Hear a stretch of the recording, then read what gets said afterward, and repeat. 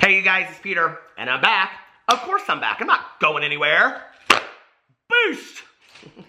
I'm YouTube famous now. Alright, let's get right into this video, shall we? Okay, so this is a really highly requested video, and I'm kind of surprised, honestly. I received a bunch of messages, people asking me, please do a response to this. So today I'm going to talk about Trisha Paytas and Chris from the Rewired Soul. And they're kind of back and forth tennis match that's going on. So if you don't know who Trisha Paytas is, have you ever been on YouTube before? So anyway, I'm going to explain this whole situation, but there's Trisha over here, and then there is Chris from the Rewired Soul. Now, I'm sure many of you know who Trisha is, but if you don't know who Chris is from the Rewired Soul, I will link both of their channels below out of fairness. I don't really know how I would describe his channel. I mean, he is a drama channel. I know he's not going to like that, but he really is a drama channel. And what he does is, he takes like, it's a really interesting point of view. His channel is like really growing right now, and I think the reason why is because people are ready for a different point of view, if that makes sense, in looking at all this drama. And he goes in and he kind of like evaluates the situation that has happened. So, for example, you know, like when there's any drama going on YouTube, he'll sit down and he'll look at it depending on who that person is, and then he kind of evaluates it from, I would say, like a therapeutic mental health point of view, just based on what he's seen in the video and things like that. He kind of like evaluates it and whatever. So, and I think that a lot of people relate to this. Now, I will tell you that I think he reached out to me initially. Chris and I have talked quite a bit. He's always been really, really nice to me. And he reached out to me sometime last year. We started talking just because we had a combined understanding of sobriety. He's sober and has been sober for several years. I have been sober for 24 years. My sobriety date is December 17th of 1994. So just this last December, I celebrated 24 years sober. He and I both take sobriety very, very seriously.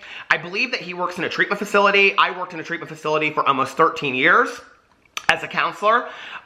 So we, I think, relate a lot to each other. And we had, you know, talked a lot about like our common, you know, understanding and common interests about addiction and things like that.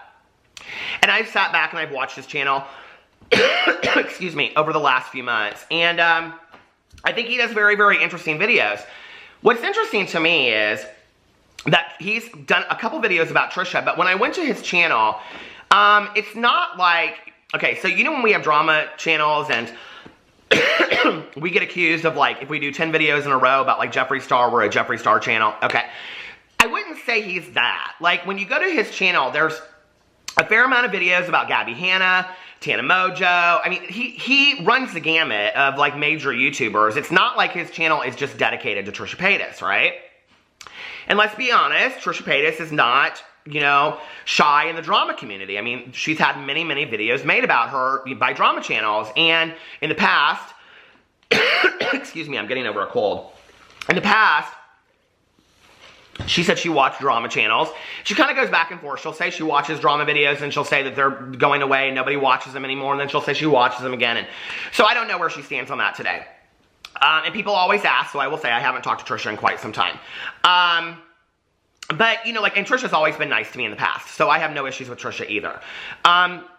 What's interesting to me is that she seems very, very heated about Chris's videos, specifically. Now, there have been a lot of drama videos made about Trisha Paytas. I, myself, have made many, many videos. And I think that people reached out and asked me about this most recent thing because of two reasons. Number one, because they know I like Trisha, and they want to see if I'm going to drag her, be fair to her, give her a free pass. And number two, I think because they know that I'm also sober, and I have been sober for quite some time, and I talk about it in many of my videos. So, this is what happened.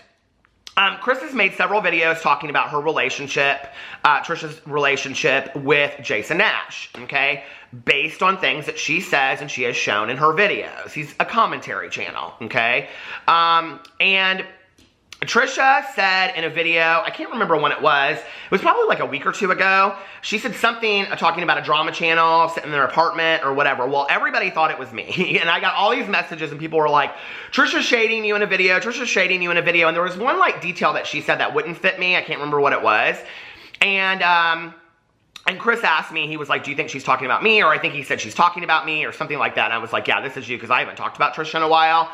So anyway, a lot of people asked me. I said, no, they're talking about, she's talking about the Rewired Soul. Go check them out if you want, whatever.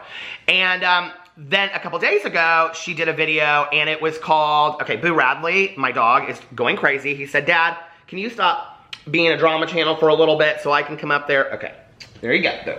So a couple days ago, she did this vlog on her vlog channel. One of the things that's always interesting to me is when people decide to put up videos on their vlog channel versus their main channel.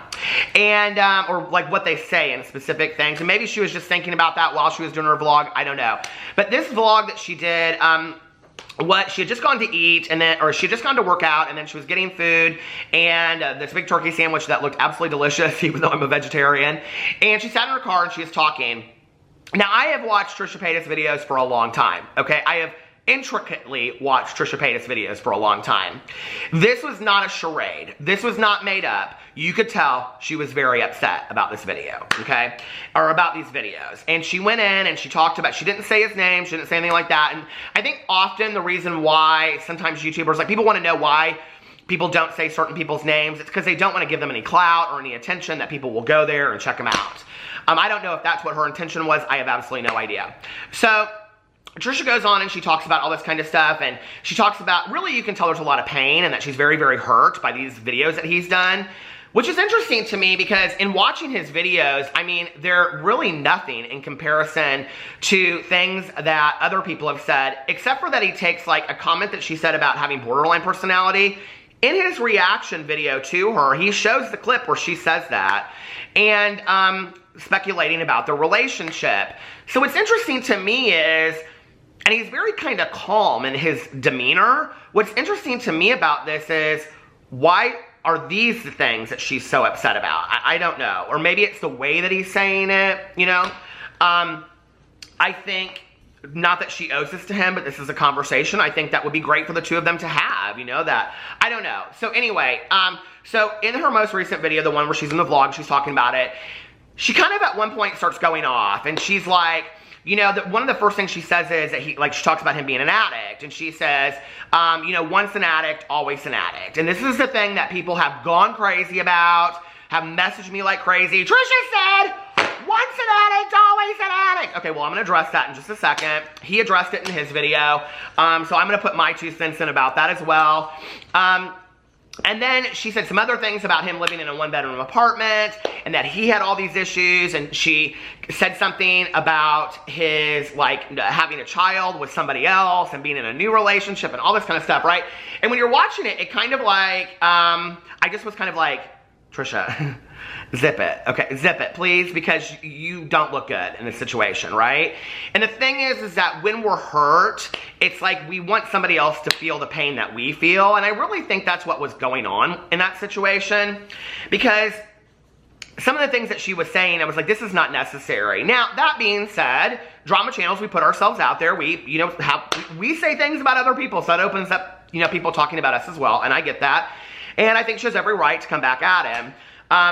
He said in his video, because she said his 1-bedroom apartment and that he doesn't get any sleep and whatever. So Chris addressed it, and he said he has a 2-bedroom apartment, and I just think you need to go get some concealer for underneath your eyes, Chris. I did, because listen, I'm the old man of YouTube. I don't have it on today because I still haven't figured out how to use it because I'm a booty guru, not a beauty guru. But anyway, so what's interesting to me about that is, like, I'm like, okay, watching this, like, here's this guy, right, that's like coming up on YouTube, making drama, talking about things that are kind of like controversial, so to speak. Somebody living in a 1-bedroom apartment, coming up on drama, being proud of what they're doing, being controversial. Isn't that the definition of Trisha Paytas? I mean, Trisha Paytas used to live in a 1-bedroom apartment, right? She used to sit on her bed and do her favorites videos and all that kind of stuff. You know, I understand that she's driving Lamborghinis and Mercedes and G-Wagons and all that kind of stuff, but that was literally her, right? Like, she was the girl that we were all rooting for because she was in the 1-bedroom apartment and all this kind of stuff. She was extremely, extremely controversial. Like, let's just be for real, okay? She's put out a lot of controversial stuff. So I didn't understand all of that, you know, like, but I'm always kind of somebody Not always, but I try to be, and I've really tried to be in the last 4 to 6 months to take, you know, the nicer route because it benefits you more in the long run. I think it would be interesting if, like, you know, like she reached out to him. I think a video with the 3 of us would be very, very interesting. And we could, you know, talk about addiction with Trisha. So anyway, like that will ever happen, probably not. But she said in the video, you know, once an addict, always an addict. And a lot of people were very, very upset about this. And Chris goes into this whole thing and he addresses, like, from a very scientific point of view. Okay, so now, if you don't know, which you don't know is a lot, I worked in a treatment facility for almost 13 years, like I said, and I've been sober for 24 years. I know a lot about this, okay? I do not engage in the conversation of whether or not addiction is a disease or not. Addiction is a disease defined by the American Medical Association. It just is, okay? And to have that argument with anybody is just ignorant. So, believe what you want to believe, but I really don't care so much on whether or not people believe that it's a disease or it's not a disease. I care more about saving lives. People are dying every day because of addiction. The heroin epidemic in our country and the opioid epidemic is just everywhere, and it's killing people that we will never know their stories and their lives will never impact us. It breaks my heart. So by sharing my story on the internet, I always hope to just maybe impact one person that they can maybe think to themselves, I can do this too. And I am thankful that Chris is out there telling his story. There's not a lot of us out there that are talking openly on YouTube about being sober and talking about actively working recovery programs. So I do think that his, you know, video is important. Now he addresses in there that she said she got one thing right, and he goes, once an addict, always an addict. That is true, okay? But the thing that's interesting about this is that when we talk about being like a recovering addict, like I refer to myself as I'm a recovering addict, like I will always be in recovery. That is more of kind of like a therapeutic or treatment term. That is not a 12-step term. 12-step programs believe that you can be recovered from the disease of addiction.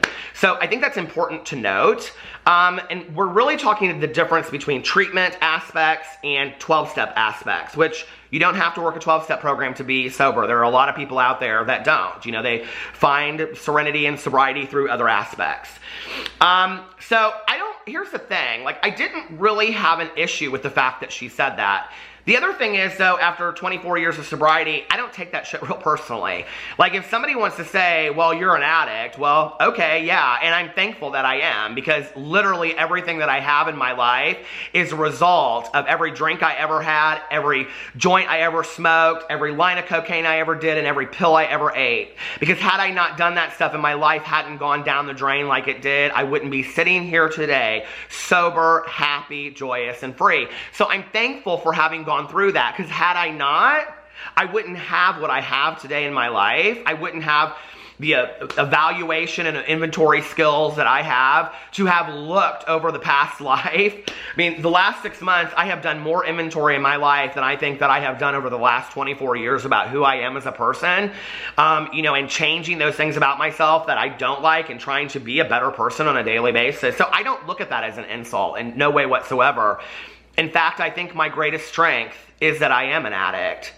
Thankfully, I'm in recovery today, you know, and thankfully I am recovered from a hopeless state of mind and body, you know, but there are people out there that aren't. There are people out there that are dying. There are people out there that hear that message, and this is my issue with what she said, okay? That at 3 years where Chris is at making videos about this, he gets it. He understands it. Or 5 years with somebody else, or 15 years, or 24 years like me, or 40 years, right? We understand it. We understand what she meant by that comment. And I truly, in knowing Trisha, I do not believe that she meant it to be hurtful, I hope. But the danger in that message is that what you're saying to other people is that you're always going to be an addict. So what's the point? If you hear it in that way, let's say you're in early sobriety, 30, 60, 90 days, a year, 2 years. 2 years is still really early in sobriety. It really, really is. When I look back on my first 2 years of sobriety, it was just everything was new to me. And even today, I learn things on a daily basis. I'll never stop learning, you know. I look at life as a school that we never graduate from. And once we've learned a lesson, we kind of like go to the next grade, and we learn a lesson and then we go to the next grade, right? And I am much a believer in when we know better, we do better. And so, you know, what's sad to me about this is that there are a lot of people out there that are stuck in early sobriety, or they've relapsed 15 times, or they just don't seem to get it, right? And they're sitting at home and they're just trying to piece one day after another together. And they hear somebody that they look up to and they idolize saying, once an addict, always an addict. And they think to themselves, because as addicts and alcoholics, we are, you know, self-deprecating and we shame ourselves, right? So when we hear that, if we aren't at a place of healthy mind and body, and he says in there too, you know, that he is healthy today and he, you know, has better self-awareness, as do I think, you know, but if you're somebody that doesn't and you hear that statement, what you hear is, it's never going to get better for me, so what's the point? So there is danger in that statement, right? I just wish that on YouTube we could have maybe a better understanding or of talking to people. You know, I put out, I think a year ago, I said in a video, if I've hurt people's feelings, reach out to me, and I will either do my videos differently when I do drama, or I will not do videos about specific people anymore if they reach out to me.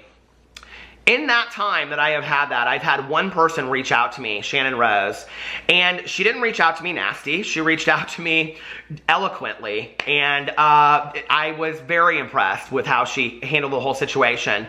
And basically what she said to me was, you really have no idea of what's going on with me right now in my life. There's a lot of personal stuff. This was way back when. Congratulations, Shannon, if you're watching this on your, I'm sure she's not. I already said it to her on Twitter, but her baby is adorable. So anyway, but she said to me, you know, you don't really know what's going on in my life, and this is really hard for me right now with all of this drama being stirred up.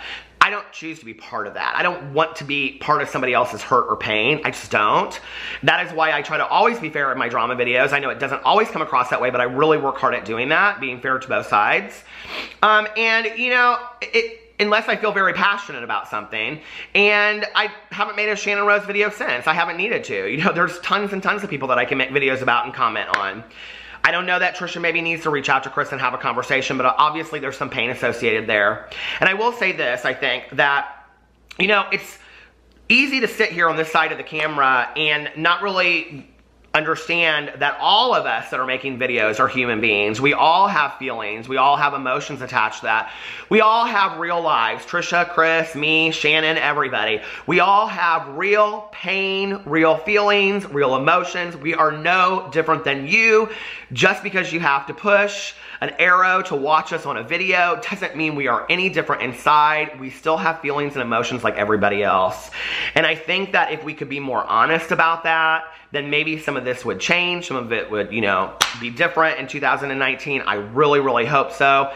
I think there's a way of doing commentary and not being hurtful. I think there's a way of doing reactions and not being hurtful. I think that actually this opened up a great conversation that maybe needs to be had a little bit more. We need to have more conversations about addiction and recovery. It affects a lot of YouTubers and they don't talk about it. And we really, really need to be talking about this so that the stigma of addiction is taken away, more lives are saved. I have no issues with either one of these people. I wish them all the best. I think the whole thing is kind of a misunderstanding, it seems like to me. And in 2019, I am more into the mending instead of the breakdown offenses. I love you guys, and I will see you tomorrow. Bye.